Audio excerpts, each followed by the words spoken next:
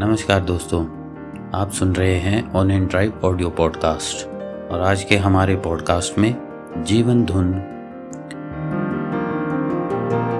प्रेरणा कहीं बाहर नहीं होती, यह आपके भीतर ही मौजूद होती है, बस आपके पुकारने भर की देर होती है। प्रत्येक प्रेरणा आपके भीतर है, आप उसे एक बार आवाज़ तो दें और उस आवाज़ को सुने।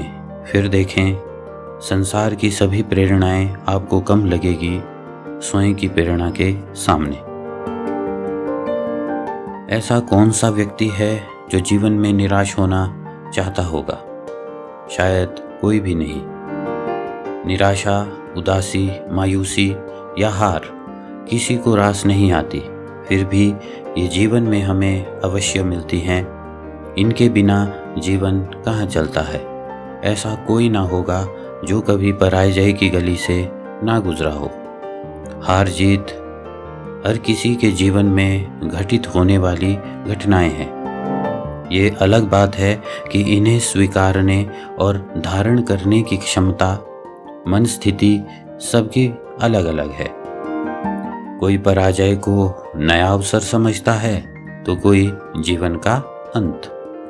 कोई तुरंत इसे स्वीकार कर आगे बढ़ता है तो कोई कहीं ठहर कर इसका शोक मनाता है।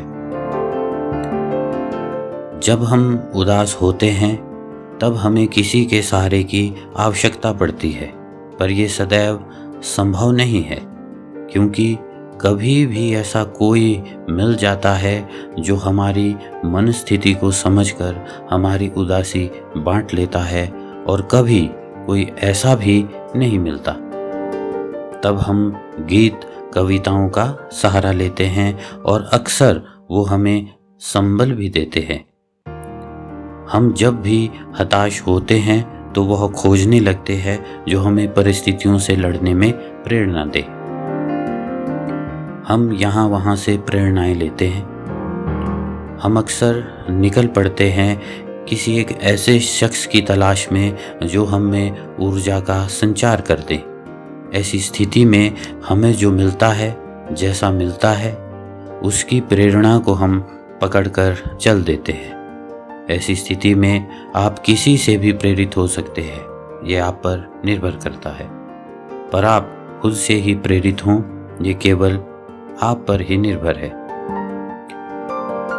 ऐसा माना जाता है कि प्रत्येक व्यक्ति में दो प्रकार के प्रेरक विद्यमान है, एक जन्मजात और दूसरा अर्जित। भूख, प्यास, नींद, यौन इच्छा, मल मूत्र त्याग, ये 5 जन्मजात प्रेरक है जो हर व्यक्ति में जन्म से होते हैं। बाकी अन्य प्रेरकों को हमारे मनीषी वैज्ञानिकों ने अर्जित प्रेरकों की संज्ञा दी है, जैसे उत्साह, क्रोध आदि।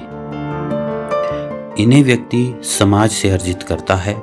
हर व्यक्ति अपनी रुचि के अनुरूप ही इन्हें ग्रहण करता है। जो भी हो, मेरा मानना है कि सारे प्रेरक व्यक्ति के भीतर ही है, परंतु सुप्तावस्था में है, क्योंकि हम उन्हें जन्मजात प्रेरकों की भांति जगाते ही नहीं।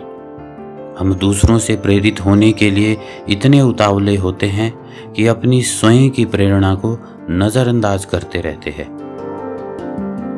स्मरण रहे, जितनी स्थायी और प्रबल आपकी स्वयं की प्रेरणा होगी, उतनी ही अस्थायी और कमज़ोर बाह्य की प्रेरणा होगी।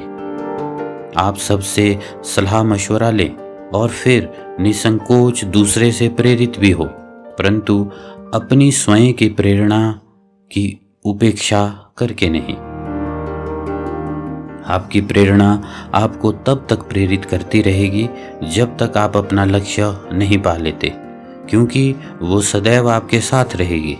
आप कितने भी भाषण सुन लें, प्रेरणादायक गीत, कविताएं पढ़ लें या अन्य माध्यमों से वीडियो, फिल्में आदि देख लें, ये सब आपको कुछ समय तक ही याद रहेगा, परंतु बहुत देर तक नहीं।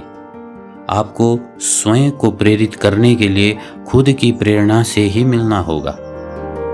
आपके भीतर की प्रेरणा अगर जाग गई तो आपका भाग्य जगना भी तय है।